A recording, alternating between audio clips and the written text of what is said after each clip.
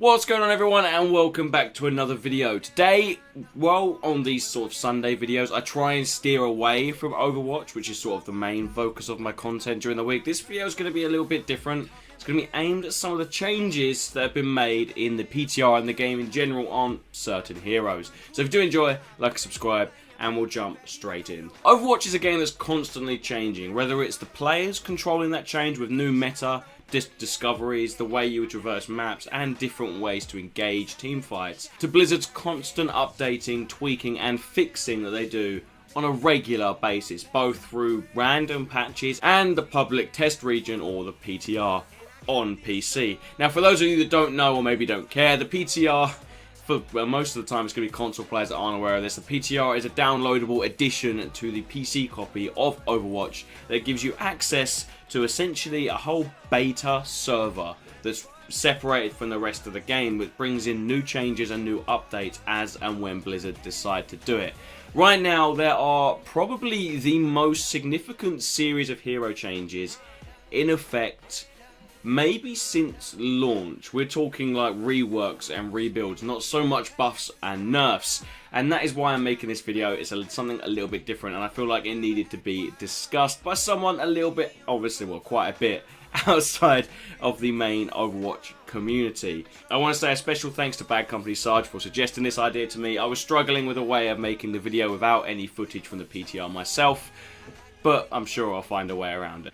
So first up is going to be the hero with probably the smallest changes. It's going to be Junkrat. Junkrat now holds 2 of the concussion mines, and I think a 3rd if he's already placed one. So if you place one and then wait until the cooldown's active, you then have 2 back in your inventory. I think that could be wrong though, so we'll have to check that in the video. But at the very minimum, he now gets 2 concussion mines to use instead of 1, which is very heavy, very quick DPS from the get-go. His Riptire ultimate has also had its speed increased by 30% and now has infinite wall ride, which allows for some interesting routes on the tire, to say the least. Now, I'm okay with all of these changes, but I do feel like one thing needs to be addressed.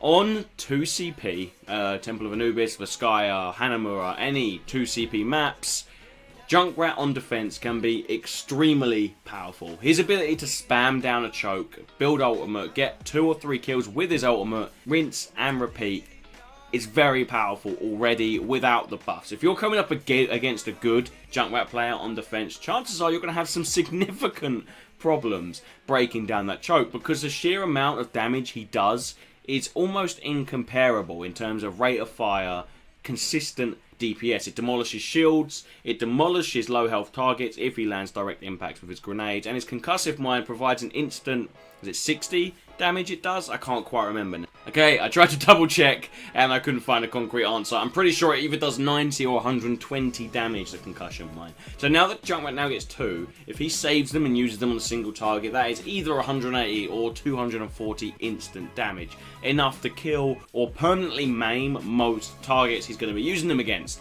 That, when you forget about his trap and his Junkrat tire, is just, it's going to cause some issues for people that are already good with Junkrat. Okay, there are not that many good Junkrat players in Overwatch, really. He's considered a bit of a troll pick, not someone that's particularly relied upon in the same way as maybe a Torbiz or something. But a good Junkrat can be unplayable, and that's where I think this buff causes some concern. For those people that are already incredible with Junkrat, they're going to have a whale of a time. They're going to be almost unkillable due to the way his ultimate and his abilities now do work in tandem with each other. Now, having said that, I do think for the average player that this buff makes Junkrat far more usable and far more viable, because Junkrat is a hard character to play, unfortunately. He does have a relatively high skill cap as far as defense heroes go, so it's a toss-up, but I do think it's a good buff. I'm just a little bit worried about coming up against people that are already good with Junkrat now that these buffs are probably going to be set in stone. Next, what I want to talk about is Widowmaker, because Widowmaker is in one of the most interesting spots in the meta. In the right hands, she is overpowered as fuck, guaranteeing a 1 or 2 hit kill on pretty much every hero in the game, bar a couple of the tanks. Now, having said that, the ratio of good to bad Widow players is, I don't know what the actual statistics are, but it's got to be like 1 in 100. I've seen so many more bad Widows than I have good. but I can tell you from experience that when there's a good Widow on the enemy team, it's extremely hard to play against because you have to commit resources to shutting down that pick. And if someone's good with Widowmaker and you force them off Widowmaker, they're going to be good with Soldier, they're going to be good with McCree, they're going to be good with Hanzo, Tracer, Sombra, so you're not really winning anything by forcing them to switch off of Widow, except for missing that insta-kill situation. Having said that, like I said, she is a high skill cap character, and the amount of hit people that don't play her because she's that hard, myself included, is phenomenal. And she did need some adjustments to make her more accessible for the general populace, as it were. So what they've done is they've decreased the cooldown of her grappling hook from 12 seconds to 8 seconds, and they've made it so that enemies tagged by her Venom Mine, she can now see through walls. Teammates can't, but she can see any enemies that she's tagged with the Venom Mine through walls. This adds some nice usability and just general flexibility to her hero. Repositioning as Widow is key. If you stay in the same position for too long, you're going to have little to no impact on the game. You're either going to get shut down by Winsters and Devas 24/7, or you're just going to get avoided and your sight lines closed down. That's why maneuverability as a Widow is so important, and with her grappling hook on 12 seconds, moving around was a pain in the arse, quite frankly. When you think of Genji, when you think of Hanzo, when you think of Sombra and their maneuverabilities, and Deva and Winston, their cooldowns are on like 4 or 5, or in the case of Genji and Hanzo, no seconds at all. So having Widowmaker on 12 seconds for a grappling hook was overkill as anything else in the game, to be honest. Having said that, if you bring the grappling hook down too far, it suddenly becomes quite powerful. Not overpowered, but quite powerful. You bring it down to like 5 or 4 seconds, she can shoot, move, etc. It becomes like that scene out of, is it Saving Private Ryan? Fuck knows. I'll find the clip for you. So I think they've done a good job bringing it down by 4 seconds. I think that's probably going to be enough to make it more playable for the average person. And having the Venom Mine tag people through a wall is just a nice quality of life change that we do like to see in these types of games. So, good job, Blizzard. Let's just hope it works, because I do enjoy playing Widow, even if I'm terrible with her. Now, while Orisa has been changed, her changes are just sort of statistical buffs, DPS, sort of stuff like that, that either will or won't work. Doesn't really promote much in the way of discussion, so I'm going to skip over Orisa for now. I'm going to jump straight to Roadhog. Now, speaking as someone that put a phenomenal amount of time into Roadhog for quite a while, I'm so sad to see the current situation that Roadhog is in. He's turned from someone that's very good in the right hands to someone that's borderline useless in the right hands, and that's not where you want a hero to be. In my personal opinion, some people will disagree with me, Roadhog's one hit, one kill situation. Every 8 seconds he could throw a hook, maybe get a kill, maybe not, and then try again 8 seconds later. It was very well balanced. It was easy to avoid if you're an enemy. Dodging a Roadhog hook is not hard. Speaking as someone that plays Roadhog and has played against Roadhogs, dodging that hook wasn't hard. But getting out of position was quite easy, and that's what Roadhog was for, punishing people that were out of position, poorly positioned, or just not very aware of the battlefield around them. So if they squidged too far outside of Reinhardt's shield, you could instantly punish them. Now you can't do that. Now you're lucky if you land a one hit on a Tracer, let alone a 250 health Reaper. It's unfortunate. But what Blizzard have done is they've maybe made him more mobile as a tank. They've allowed him, so his Take a Breather perk can now be used while moving around. And having seen it in action, I can say that it's quite well done. It's the fact that you could sort of pop out, throw a hook, maybe fire a few shots, and then run away from any incoming damage, rather than standing there like a moron healing yourself and just feeding people's ultimates, because that is what Roadhog has become since the nerf. It's just an ultimate battery. Tracer can get sort of 60-70% on her ultimate before fully taking down a Roadhog. It was just a bit ridiculous, which is why no one plays Roadhog anymore, because this small 10-20% chance you might get a one-hit kill was not worth all of the ultimate charge you were given the opposite team. Team fights are won by ultimates, plain and simple. Having a character on your team that provides more ultimate charge than any other is going to provide a losing situation. So I still think that Roadhog is going to need a damage buff. I do, genuinely. Maybe not to where it was before, where you can one-shot a Roadhog, two-shot a fucking Orisa, two-shot a Zarya. Not to that level, but just enough that he can reliably one-shot Tracers and Hanzos and Genjis. You know, that's all I ask, Blizzard. Please take it into consideration.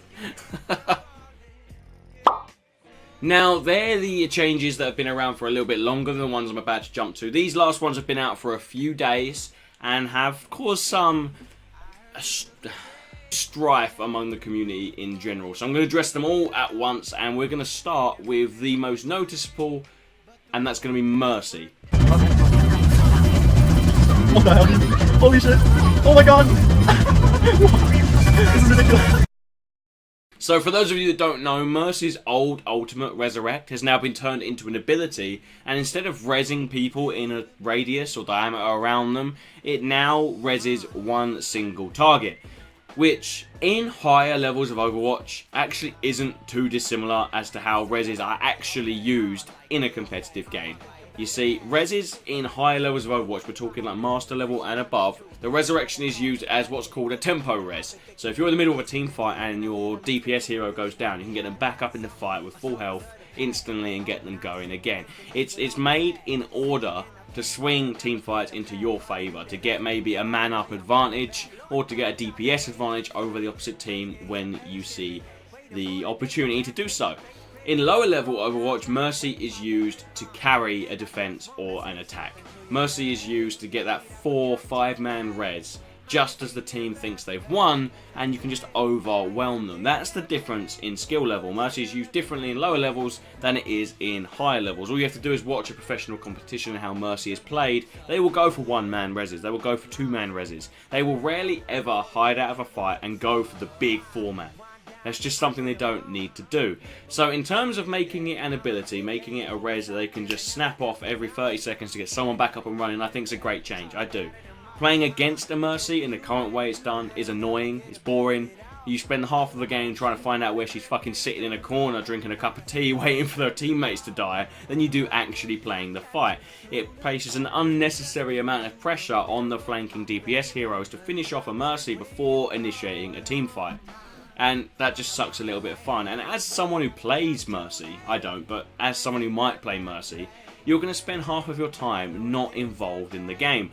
And this change will change that, as it were. So I think that's good. What they've done with her ultimate ability now is now called Valkyrie. I'm just looking at the screen to make sure I've got that right. It is indeed called Valkyrie. Essentially, how Blizzard have described it is it unleashes her full suit potential for 20 seconds. It ups her fire rate, it ups her gun damage, it gives her unlimited ammo and the ability to fly at will. I'm not entirely sure how that works on a controller yet, but I haven't had the chance to play it. So while I think that giving Mercy more of a threatening ultimate, I feel like it's not necessary. As support heroes, none of the support heroes have necessarily offensive or DPS based ultimates, so there's no reason to give Mercy one. Zenyatta has an area of effect healing that's extremely effective. Lucio has an area of effect temporary health buff in order to help with pushes or defenses when necessary. Ana ultimate buffs someone else, which is fine, but not her, so that's cool. Symmetra's ultimate is either a shield generator or a teleport, both of which are support ultimates, so there's no reason in my mind to give Mercy more DPS. I think it's a little bit too much fan service to give Mercy mains something other than healing, because Lucio and Zenyatta in themselves output a fair amount of DPS. A good Ana player can contribute to DPS, and I feel like Blizzard have sort of been shoehorning Mercy into the meta a little bit, and that's not what I want for the hero. Mercy is an extremely valuable hero outside of professional competitions, and I feel like giving her this unnecessary offensive orientated ultimate is a little bit unnecessary. And while the ultimate can be used as a support ultimate, it ups your healing and your damage boosting abilities for 20 seconds as well, so you can still use it as a support ult. But Battle Mercy is quite popular, it charges their ultimates, it actually does help towards DPS. And I feel like you're just enabling healers to not do what they're supposed to be doing by giving them an ultimate that allows them to fly around the map like a crazed fucking eagle, shooting people from above. I just don't think it's necessary, and I hope they get rid of it. In terms of what they've done with turning Resurrect into an ability, I completely agree with that. Good fucking job. Next up is quite a big one, and it's Deva.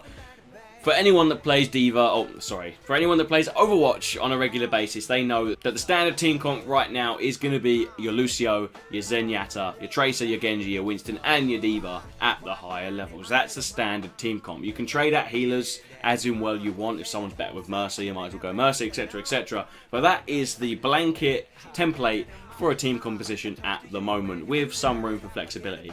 And much of that reason that the meta has become so steadfast in the way it's designed is because of Deva's defense matrix. Deva's defense matrix not only allows tanks to peel off and defend healers as and when necessary, but and also allows your DPS heroes to put DPS out without risking themselves from outcoming DPS. The defense matrix is the entire ability that enables dive comps at this current moment in time. It makes it extremely hard to do any significant DPS for those periods of time. She did need changing, she needed addressing. What I'm not sure she needed was an extra DPS ability and more DPS uptime, and I'll explain how that works now. Deva's defense matrix has been changed quite drastically. Her meter of resources will now deplete twice as fast, which means she essentially gets half of the uptime of defense matrix as she did before. But now she can fire her primary guns while flying, which means that you can now fly, hold defense matrix, and shoot all at the same time, as far as I'm aware. Which means you could, let's just say there's a soldier up top on Gibraltar, you could now fly out with Deva, block all of his bullets while shooting him, and get the run over damage.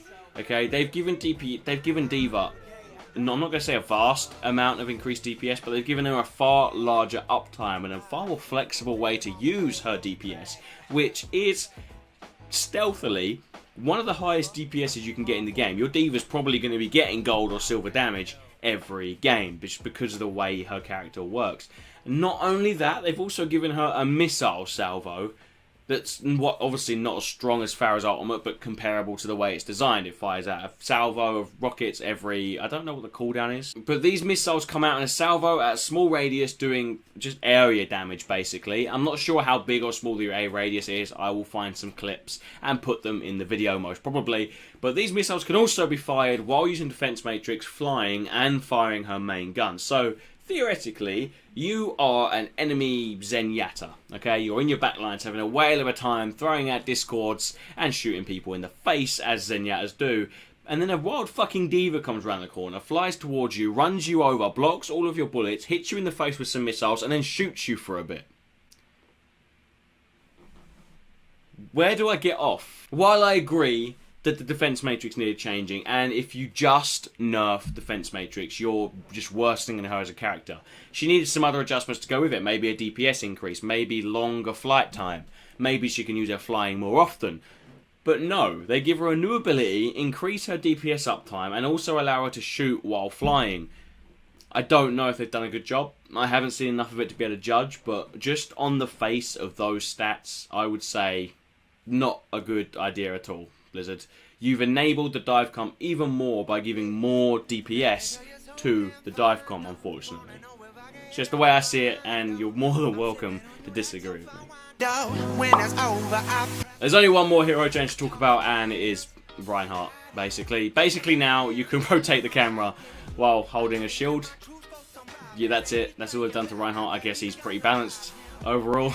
But that is going to be the end of the video, guys. So if you have enjoyed, please do like and subscribe. It took me a little while to really figure out how I wanted to spin this video, and I'm pretty sure it's going to go on for a little bit longer than I planned.